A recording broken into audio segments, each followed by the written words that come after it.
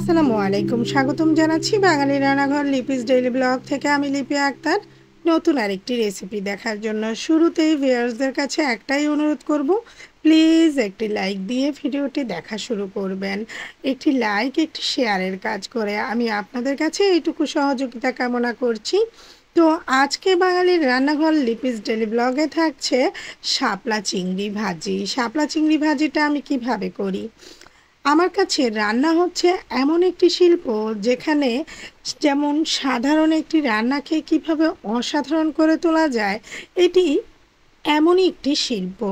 একজন রাঁধুনি সবসময় অসাধারণ করে তোলার চেষ্টা করে তার হাতের রান্না।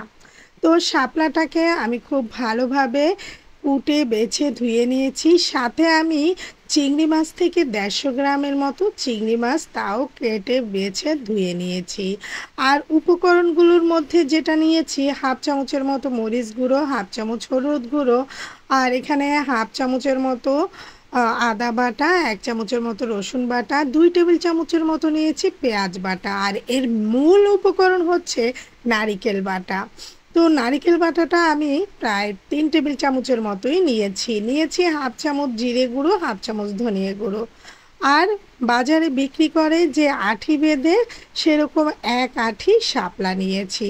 আর আমি যেদিন শাপলাটা রান্না করেছি বাহিরে প্রচুর বৃষ্টি পড়ছিল, বৃষ্টির ঝিরিঝিরি শব্দ হয়তো শুনতে পাচ্ছেন। আমি যদিও আশেপাশের শব্দ স্কিপ করতে পারি, কিন্তু বৃষ্টির ঝিরিঝিরি শব্দ তো স্কিপ করতে পারি না। তাই এটা নিয়ে কেউ কিছু মনে করবেন না, ক্ষমা সুন্দর দৃষ্টিতে দেখবেন। তো পাত্রে আমি হাফ কাপ সয়াবিন তেল দিয়েছি। তেলটা গরম হয়ে যাওয়ার পরে আমি প্রথমেই পেঁয়াজ বাটাটা দিয়ে দিলাম। পেঁয়াজ বাটার সাথে আমি এখানে রসুন বাটা এবং আদা বাটাটা ব্যবহার করব। 1 চামচ রসুন বাটা, হাফ চামচ আদা বাটা আমি ব্যবহার করলাম। এবার এই বাটা উপকরণগুলো একটু কাঁচা ফ্লেভারটা যাওয়া অবধি আমি এটাকে খুব সুন্দর করে কষিয়ে নিব। যে কোনো মশলা যত ভালোভাবে কষানো হয় ততই কিন্তু রান্নার স্বাদ বাড়ে। আর যে কোনো রান্নার ক্ষেত্রে আপনার মশলার পরিমাপ এবং কষানো এই জিনিসগুলো যদি মানে ঠিকঠাক থাকে, তাহলে আপনার রান্নার স্বাদ কিন্তু দ্বিগুণ বৃদ্ধি পায়।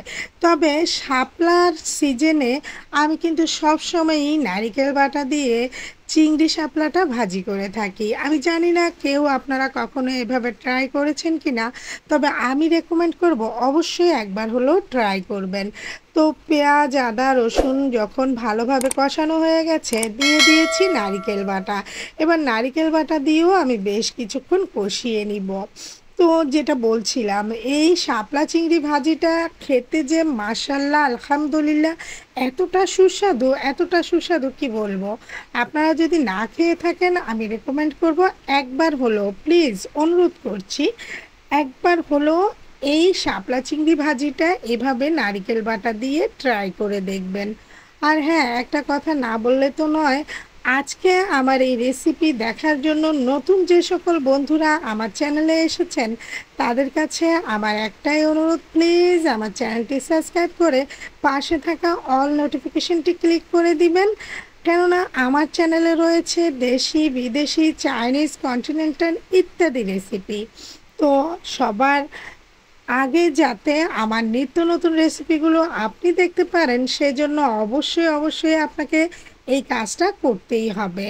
তো দেখতে পেয়েছেন যে আমি সামান্য একটু পানি দিয়েছি। পানিটা কেন দিয়েছি, এই যে এখন আমি শুকনো উপকরণগুলো ব্যবহার করব, তাই আমি পানিটা দিয়েছি। কারণ পানিটা না দিলে শুকনো উপকরণ ব্যবহার করলে তখন দেখা যাবে যে এটা পুড়ে যাওয়ার সম্ভাবনা থাকে। আর যে কোনো মশলা যদি পুড়ে যায় তাহলে কিন্তু সেই খাবারের স্বাদটা পুরোপুরি চেঞ্জ হয়ে যায়।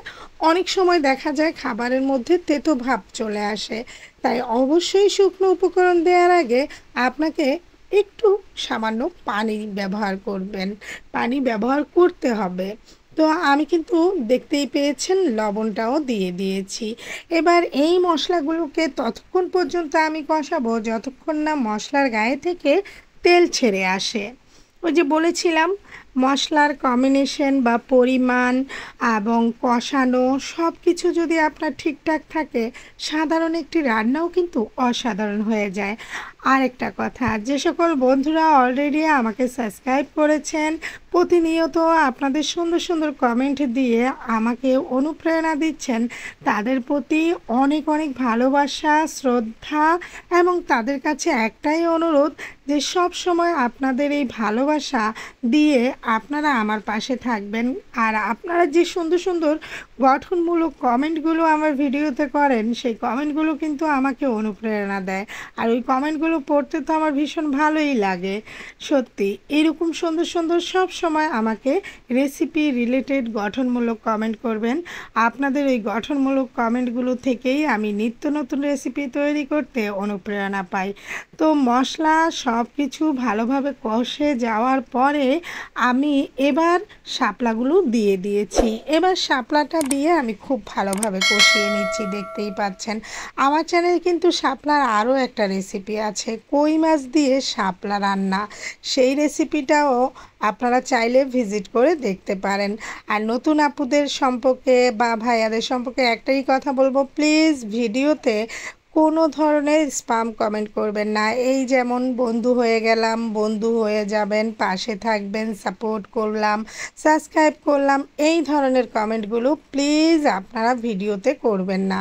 প্রতিনিয়ত পোস্ট করা হয়, পোস্টে আপনি আপনার পার্সোনাল কথাগুলো বলতে পারেন। আর আপনি যদি আমার বন্ধু হয়ে থাকেন, অবশ্যই আপনি আপনার বন্ধু হয়ে যাওয়ার কথাটি পোস্টে বলবেন। আমি আমার সময় মতো আপনাকেও বন্ধু করে নিব। আই হোপ আপনারা বুঝতে পেরেছেন। এটা অবশ্যই আমার ক্ষেত্রে নয়, সবার ক্ষেত্রেই করবেন। তো এই যে দেখুন, আমি কিন্তু কথা বলতে বলতে খুব সুন্দর করে মশলার সাথে শাপলাটাকে কষিয়ে নিয়েছি। এবং শাপলা যেহেতু পানি জাতীয় একটি সবজি, এখানে পানি ব্যবহার করার কোনো প্রয়োজন হয় না। পানি আপনি আপনিই চলে আসবে, কেননা শাপলাতে প্রচুর পরিমাণ পানি থাকে। শাপলার পানি দিয়েই শাপলা রান্না করা যায়। তো আমি পরিশেষে এখানে যেটা দিয়েছি সেটা হচ্ছে কয়েকটা কাঁচামরিচ দিয়েছি। তো কাঁচামরিচটা আমি সৌন্দর্যের জন্য দিয়েছি, সুন্দর একটা ফ্লেভারের জন্য দিয়েছি নামানোর কিছুক্ষণ আগে। আপনি চাইলে এটা ব্যবহার করতেও পারেন, না চাইলে নাও করতে পারেন, তবে আমি বলবো সুন্দর একটা ফ্লেভার আসবে, আপনি চাইলে এটা দিতে পারেন। কাঁচামরিচটা দিয়ে আরও 2-1 মিনিটের মতো রান্না করে এই তো দেখুন আমি কিন্তু পরিবেশন করলাম। এবার দেখুন তো পরিবেশনটা কত সুন্দর হয়েছে কাঁচামরিচটা দেয়াতে। আই হোপ আমার রেসিপিটি আপনাদের ভালো লেগেছে। ভালো লাগলে ফ্রেন্ডস ও ফ্যামিলির সাথে শেয়ার করবেন। পরবর্তী ভিডিও দেখার জন্য অপেক্ষা করবেন। আজকের মতো আমি এখানেই বিদায় নিচ্ছি। ভালো থাকুন, সুস্থ থাকুন। নতুন আরেকটি রেসিপি নিয়ে আবারও আপনাদের সাথে আমার দেখা হয়ে যাবে। ততক্ষণ পর্যন্ত আমি লিপি আক্তার, লিপিস ডেইলি ব্লগ থেকে আল্লাহ হাফেজ সবাইকে।